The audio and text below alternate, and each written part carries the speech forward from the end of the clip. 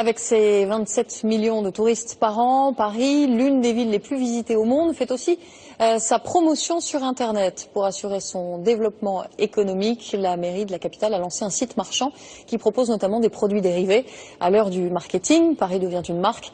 Un sujet de Justine Veil, Vivien Roussel et David Dameda. Grandeur nature ou version de poche, Paris et ses monuments font le bonheur des touristes. Romantique et très beau. Une architecture superbe et une atmosphère incroyable. C'est sûr que nous reviendrons, parce que nous adorons.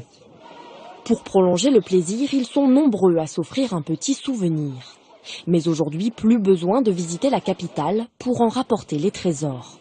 La ville a lancé il y a un mois une boutique en ligne. Paris, résumé en 250 produits dérivés, de la carafe à 16 € au parapluie, en passant par les chaises des jardins parisiens à 233 €. Mais la marque Paris, c'est toute la France qui en profite, car c'est près de Mâcon que sont fabriquées ces chaises. La moitié de la production est exportée à l'étranger et être un symbole de la capitale, le patron apprécie. C'est de la fierté, c'est une notoriété supplémentaire, mais c'est aussi, ça contribue à notre légitimité, parce que nous sommes une entreprise française. Quand nous vendons le mobilier de jardin aux New-Yorkais, aux Japonais, quelque part, ils achètent un peu de notre culture, de notre histoire de France. Pour aller encore plus loin, la ville de Paris s'est lancé un défi, créer une extension de site internet.